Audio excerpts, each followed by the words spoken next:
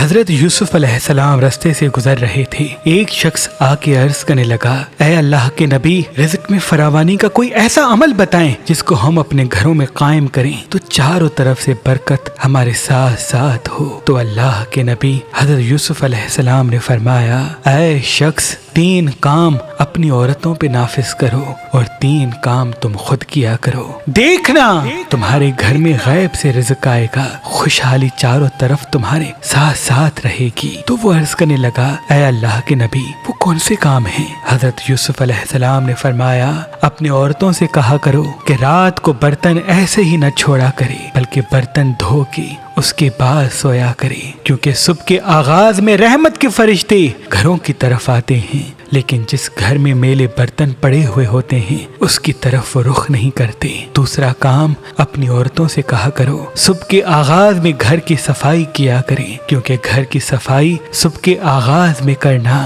رحمت، برکت اور خوشحالی کو گھر میں لاتا ہے۔ اور تیسرا کام کہ جب بھی کھانا پکائے تو احتیاط سے پکایا کرے، اس کو جلایا نہ کریں، اس کو گرایا نہ کریں۔ جب تمہاری عورتیں یہ 3 کام گھر میں قائم کریں گی تو اللہ غیب کے فرشتے جو رزق بانٹتے ہیں روز تمہارے گھر میں بھیجے گا، اور یوں تمہارے گھر میں فراوانی ہوگی۔ اور وہ 3 کام جو تم خود پہ نافذ کرو، اس میں سے پہلا کام، سونے سے پہلے اپنا چہرہ اور ہاتھ دھو کے سونا ہے، اور دوسرا کام، صبح کو اٹھ کے خود سے یہ وعدہ کرنا ہے کہ مسکرا کے دن گزاروں گا، کسی بھی اللہ کی مخلوق سے تلخ کلامی نہیں کروں گا، اور تیسرا کام، جب بھی اپنی عورتوں کو دیکھوں گا تو رحم اور محبت کی نگاہ سے دیکھوں گا، اپنی عورتوں پہ ظلم نہیں کروں گا۔ اے شخص، اگر تم نے یہ 3 قانون خود پہ نافذ کیے تو جہاں جہاں تم جاؤ گے کامیابی، خوشحالی و برکت تمہارے ساتھ ساتھ ہوگی۔